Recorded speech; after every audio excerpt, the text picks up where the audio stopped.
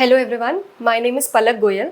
I have secured rank 479 in UPSC Civil Services Examination 2023.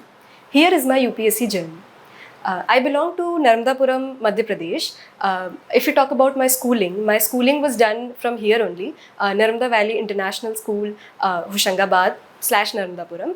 I was a topper in my school as well. I topped the division level in 12th class.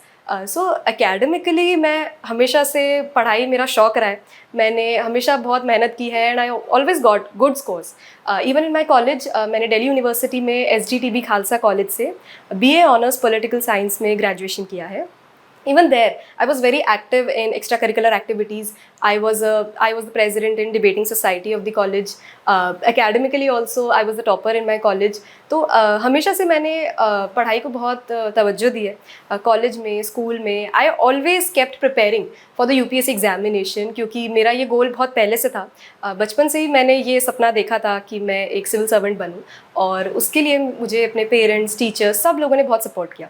So that is how I started my journey from the school time और उसको continue रखा college time में and then it was continued even after and finally today now I have got selected. So after graduation in 2019 मैंने अपनी preparation को एकदम high speed में करना शुरू किया. जो फर्स्ट अटैम्प्ट था I could clear prelims. However उस टाइम मैं इतनी श्योर नहीं थी, मतलब I was not very clear about the resources कि कहाँ से क्या पढ़ना है. प्री तो मैंने फिर भी प्रिपेयर किया था. मेंस के लिए there were a lot of doubts in my mind कि कितना प्रिपेयर करना है, कहाँ से करना है, answer writing, how to develop it, how to make it better, value addition कैसे करना है. और वो एक टाइम तब ये भी था कि मेरे जो कुछ सीनियर्स हैं या क्लासमेट्स हैं, फ्रेंड्स हैं, किसी का क्लियर भी नहीं हो पा रहा. तो बहुत एक मतलब डिलेमा वाला टाइम था कि समझ नहीं आ रहा था कि जो स्ट्रैटेजी है वो सही है या क्या उसमें फ्लॉज हैं, कैसे उसको करेक्ट करना चाहिए. और फिर सेकंड अटैम्प्ट में मेरा प्री भी क्लियर नहीं हुआ था. तो वो जो डाउट्स है वो और इंक्रीज़ होने लग गए और ज़्यादा एक क्वेश्चनिंग आने लग गई कि whether it is the right path for me, whether I am doing enough कि ये एग्ज़ाम क्लियर हो सके.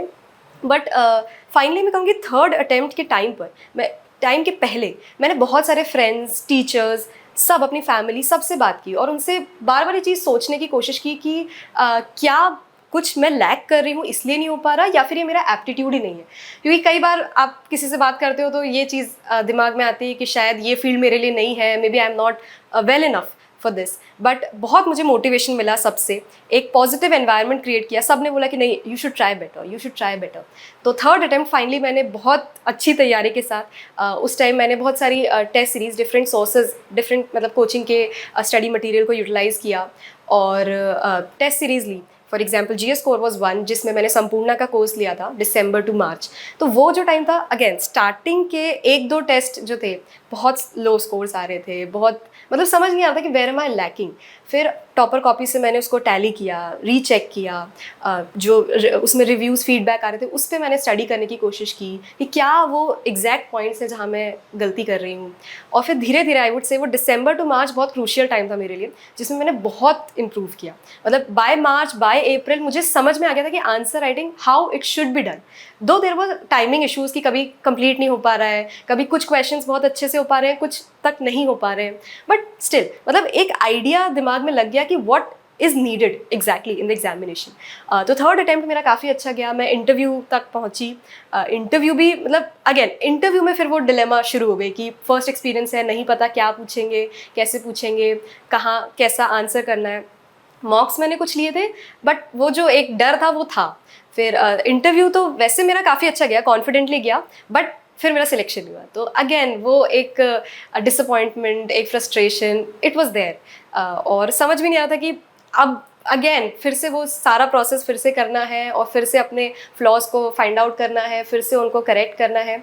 और मेरे पास टाइम भी बहुत कम था क्योंकि मेरा इंटरव्यू मई में था. 1 वीक में रिजल्ट आ गया था और जस्ट द ट्यूसडे रिजल्ट था और Sunday it was the pre. तो again lot of questions in my mind और बहुत मैंने मतलब रात में नींद नहीं आ रही थी सोच सोच के कि क्या हो गया गलती या मुझे अटेम्प्ट करना चाहिए भी कि नहीं, और should I take a 1 year rest. तो अगेन आई वुड से मेरे टीचर्स, फ्रेंड्स, फैमिली सब ने बहुत एक पॉजिटिव मुझे वाइब्स भेजी कि नहीं, हो सकता है कि कुछ थोड़ी बहुत गलती रह गई हो, it's okay, you have reached here, you have the ability, you deserve to be in the list. तो again I brought back my confidence. मैंने बस, मेरे पास 2-3 दिन ही थे प्रिपेयर करने के लिए अच्छे से, तो मैंने सी सैट पर ज़्यादा फोकस किया बिकॉज आई समवेयर न्यू कि सी सैट का लेवल बहुत ज़्यादा इंक्रीज़ हो रहा है। तो और इंटरव्यू तक मेरी तैयारी थी, तो मुझे लगा कि करंट अफेयर्स, जीएस, वो फिर भी मेरे दिमाग में है, but CSAT would be the one जिसकी प्रैक्टिस बहुत कम है। तो वो 3 डेज़ मैंने पूरी तरीके से सी सैट को दिए, अच्छे से उसकी प्रिपरेशन की जितनी हो सकी, और फिर संडे वाज द एग्जामिनेशन मैंने दिया। दो देवर अगेन, मतलब पेपर देखकर मुझे लगा था कि पेपर बहुत टफ है, तो this was there in my mind कि कट ऑफ शायद थोड़ा लो होगा। तो उस टाइम मैंने अपने आप को बहुत मोटिवेट किया पेपर के टाइम कि नहीं नहीं नहीं, I should do it, I should try my best, जितना बन रहा है उतना अच्छे से मुझे करना है। और बट जब रिजल्ट आया, I was very pleasantly shocked कि I was there in the list, क्योंकि थोड़ा सा डाउट तो तब रहता ही है, but I was there in the list. तो प्री क्लियर हो गया। उसके बाद मेंस के लिए मैंने पूरी मतलब जान लगा दी, मॉक टेस्ट लिए, जितना हो सका रिविजन किया, और बहुत ज़्यादा मैंने फ्लो चार्ट्स वगैरह ऐड करने की कोशिश की, वैल्यू एडिशन की। Finally mains also I cleared. और इंटरव्यू के लिए फिर से मैंने बहुत अच्छे से तैयारी की, मॉक्स दिए, बहुत ज़्यादा ग्रुप डिस्कशंस किए, क्योंकि कम्युनिकेशन शुड बी गुड। मतलब ये मुझे समझ में आया कि मेरी क्लैरिटी नहीं थी बात करने में। I had ideas but I could not put them in a structured manner. तो इसलिए मैंने बहुत कॉन्वर्सेशंस करके उसको रिफाइन करने की कोशिश की, और finally interview was also cleared and I was in the list, final list. So that was a great feeling. मतलब सबका रिएक्शन इतना पॉजिटिव था। और जब रिजल्ट भी आया तो अष्टमी का दिन था, हम नवरात्रि सेलिब्रेट कर रहे थे, हमारे यहाँ कन्या भोजन चल रहा था, तो everybody was in a very religious mood. मतलब हमें पता भी नहीं था कि कब आ जाएगा रिजल्ट, कैसे आ जाएगा। जब रिजल्ट देखा, I mean everybody was just thanking God कि फाइनली भगवान का आशीर्वाद मिल गया, फाइनली क्लियर हो गया। और बस उसके बाद सेलिब्रेशंस बिगिन हो गए। तो मैं तो बहुत थैंकफुल हूँ भगवान को, फैमिली को, टीचर्स को, जिनने मुझे बहुत मोटिवेट किया। और मैं सबसे यही मैसेज मैं सेंड करना चाहूँगी कि अपने ऊपर और भगवान के ऊपर, दोनों पर कभी कॉन्फिडेंस लूज़ नहीं करना है। You will get what you deserve. Maybe it can take more time, but you will definitely be there. तो अपनी मेहनत को कम नहीं आंकना है, कोशिश करते रहिए, मेहनत करते रहिए, कहाँ कहाँ आप गलती कर रहे हैं उसको आइडेंटिफाई करते रहिए, उस पर काम करते रहिए, and ultimately you will definitely succeed. Thank you.